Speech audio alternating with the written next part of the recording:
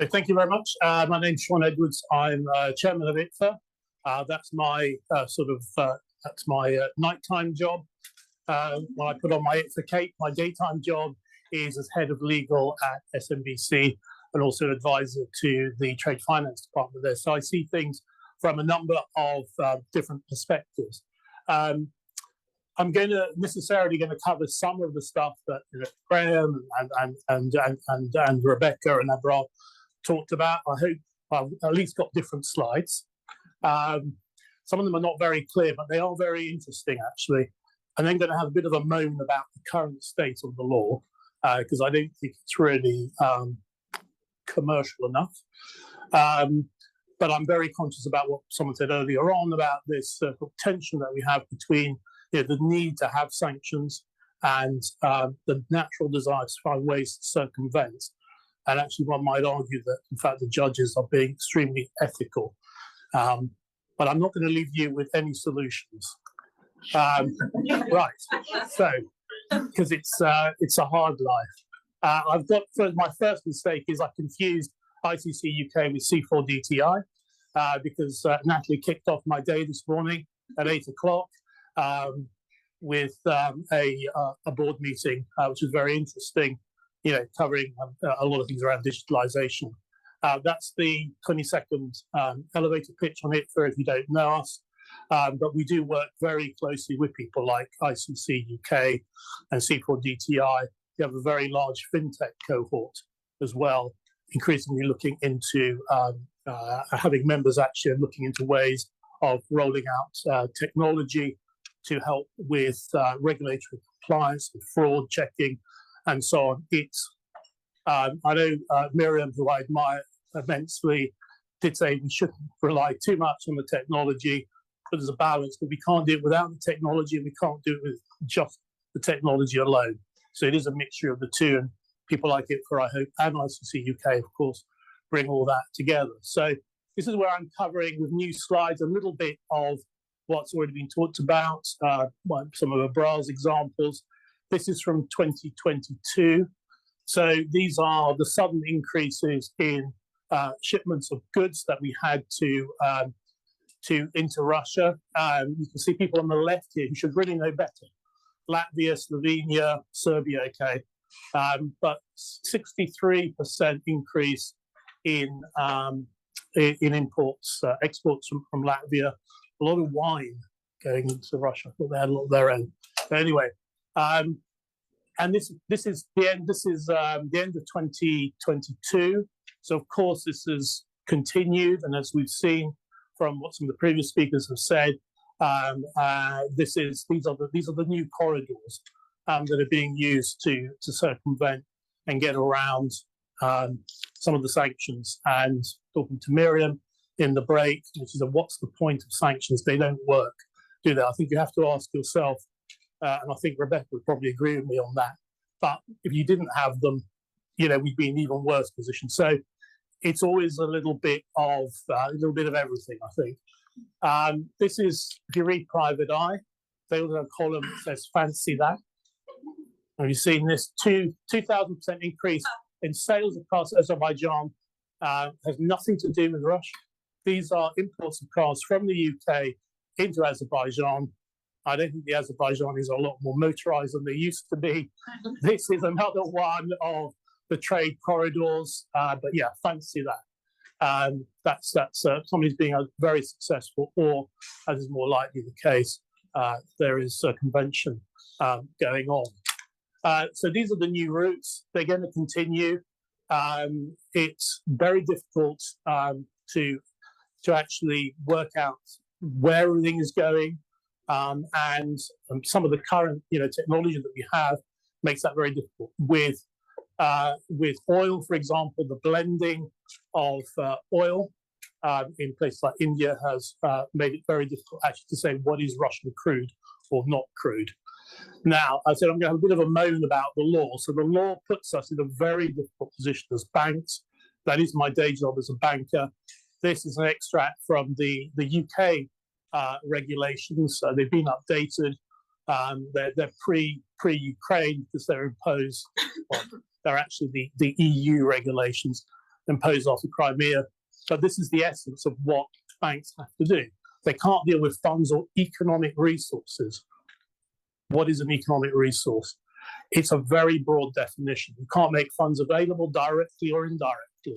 You can't make economic resources available directly or indirectly.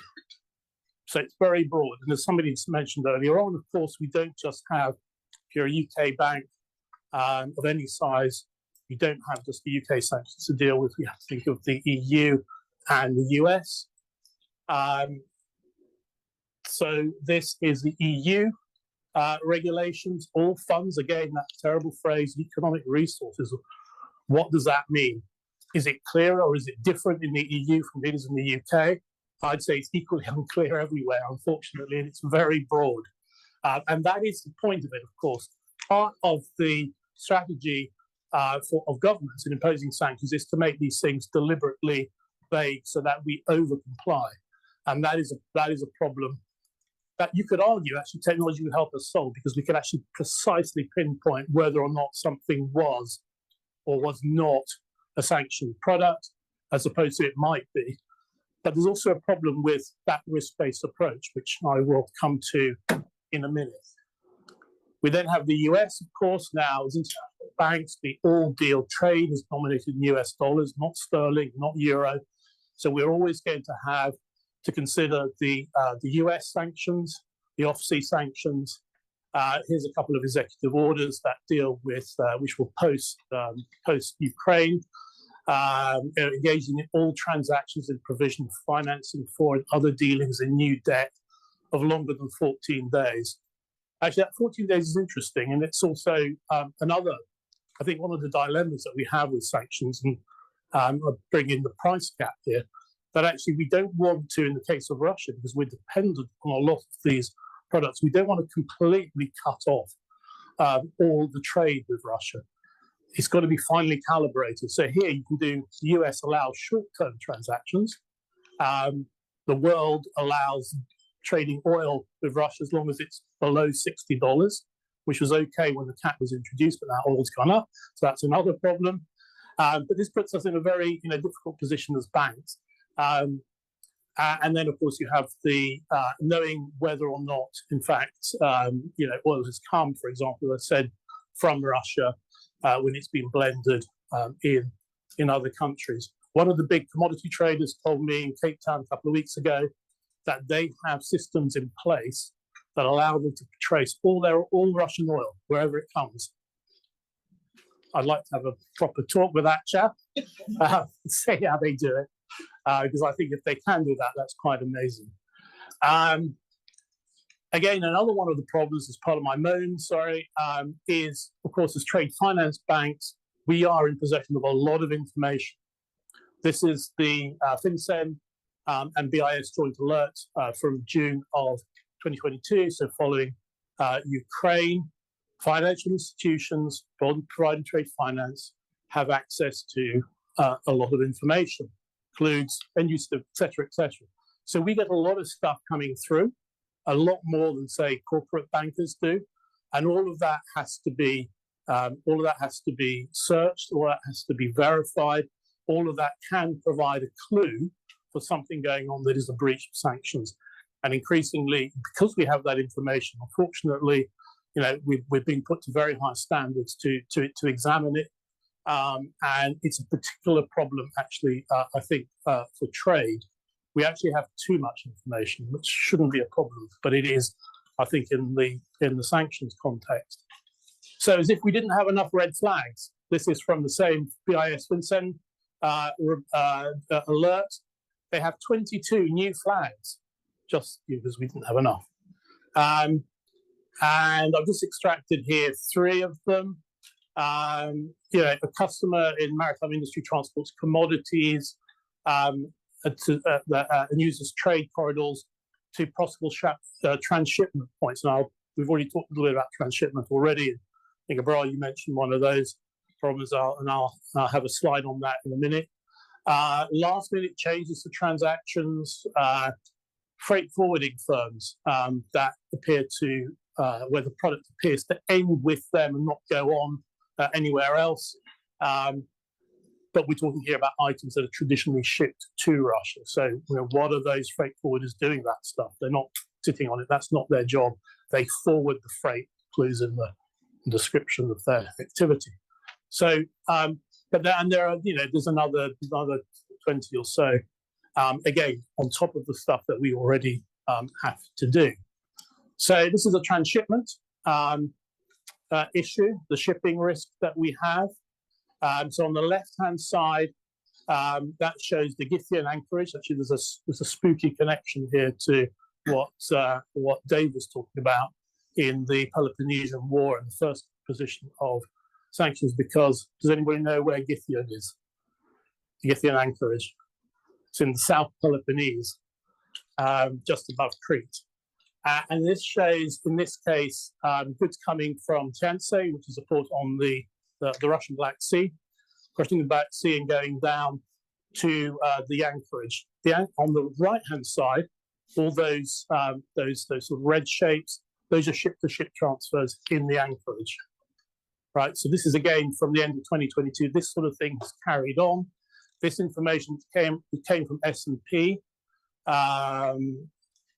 is available to all of us. Now, all of us have to have, certainly my own bank, we use various tracking services to see where shipments. So this is the sort of information that the regulators expect us to have. But how do you interpret all these ship-to-ship transfers? And a couple of people have mentioned already, the dark fleet, the AIS being switched off, which again is another part of this phenomenon. So this has been mentioned as well. This is crude oil flows, how they've changed against. Sorry, it's not very clear slide. It's I think a copy of a copy. But you'll see what's interesting, February is like the 4th, February 22, the date of the invasion is like the 4th bar in. And what's interesting actually is the orange segment. That orange segment is India. All right, and again, that has continued, and there's quite worryingly a big increase in other.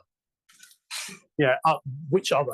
Again, it's disappearing into a black hole. But there's a lot of stuff that's going to non-traditional off-takers, non-traditional importers. Okay, we've mentioned technology, how important it is to use it. Very interesting seminar that I listened in on a couple of weeks ago by people in the shipping industry. This is the state of visibility. This is visibility into cargo. So this is all stuff from the physical shipping industry. And TEV are one of the leaders in that area, providing technology in the form of trackers, devices for real-time shipment. This is from their recent survey. It's a live issue in the shipping industry, but they, I can tell you, are just as clueless as we are sometimes. There's a lack of, and this is again on the digitization agenda, but there's a lack of standardization and so on. So this is not happening. It's happening, but it's not happening very well. It's not happening very fast. There is an increase though, and more people are using it. The numbers here, it's a private survey, so they're probably not huge, but there is at least double the amount of people are using IoT trackers. So again, the technology point, it is getting better, but it's not going to get us completely out of the woods, in my view. So is there a catch-22 here? This is my legal mode. This is where I put my day job on. So there are two cases which have made which I think quite uncommercial. Although I said you could argue that actually the judges are holding us to a high standard of ethics. First one is this one, Cavera Resources and JP Morgan. This was a case in Singapore.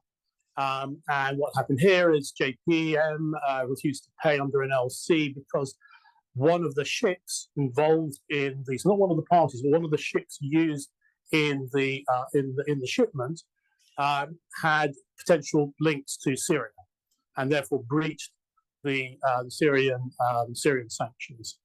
That was the name of that ship, called the Omnia, appeared on an internal list.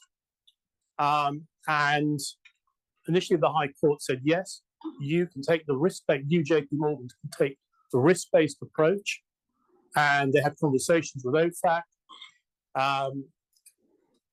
and OFAC agreed this probably would be a breach of sanctions, but they weren't actually. The ship was not actually on an official list.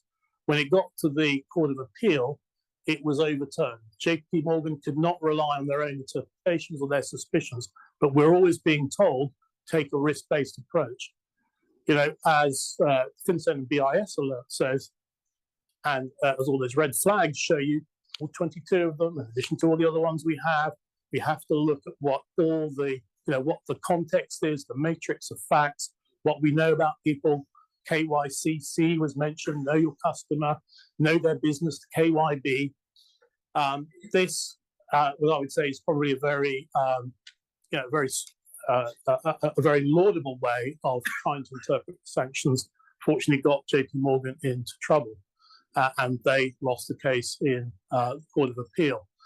Now, there's an interesting little side note here, and it's been mentioned already, the ICC paper on sanctions. I'm a member of the ICC Legal Committee. We had what the French call the conversation of the deaf during one of our recent calls, because there is a big debate going on about whether sanctions clauses, you mentioned this, whether sanctions clauses are actually unenforceable because they're non-documentary conditions. This is a very sort of technical area. There's no case law on it. I see my lawyer friend here is nodding vigorously because this is something probably that's going to come across your desk. But there is a whole issue around whether that these sanctions clauses are enforceable at all. And what that means is either we won't have them or we'll have even stricter versions of them. All right, versions that are definitely discouraged by the ICC, but which could be legal, which basically will say, for example, if I say it's a breach of sanctions, that's it. How commercial is that? And actually, even there's a statement in the case in the Court of Appeal that says that might itself be illegal because it completely undermines the purpose of a letter of credit. It destroys the credibility and the certainty that you get. So one area to watch, but this is, as I said, doing bad for trying to do good. So this is the catch-22 that we're in. Now, in the UK, we've got another problem. There's a little literary joke there, by the way. Closing Time is I know Rebecca recognises it. Closing Time is the sequel to Catch-22. Not a very good book, I think, no. But this is Celestial. So what happened here, these were standby letters of credit that had been issued by Sberbank and confirmed by UniCredit. And UniCredit said, well, we can't pay. It's around 45 million. We can't pay because of the sanctions, because of the sanctions in the UK and the US. But the UK argument failed because of timing. All these SPLCs were issued before the sanctions came in, and also the letter of credit was independent. Anyway, the confirmation was an independent obligation. That's not the bit I want to concentrate on. The US argument was very interesting. So these were payable in dollars. However, the place of performance was England. The standby was issued out of UniCredit's office in London. And what the judge said, there's no need to involve the US banking system. This was UniCredit's argument. If I pay under the letter of credit, or the standby, I'm going to have to go through the banking system. The judge said, no. Chap can turn up with a big suitcase and you've got to pay him $45 million in cash, right? So if that had happened, I think there'd been a run on duffel bags in the city. This is, again, arguably a very uncommercial approach. But actually, I don't know your view, Samuel, but it's probably a legitimate interpretation of what the law is. But again, so on the one hand, we're being told by regulators that we've got to take a risk-based approach, and we've got to look at all these red flags. On the other hand, the law is making it quite hard for us. Okay, I don't have an answer for you. Life is hard and it will continue, and the last panel said before the break, I think there's going to be a lot more pain. There we go. Thank you very much.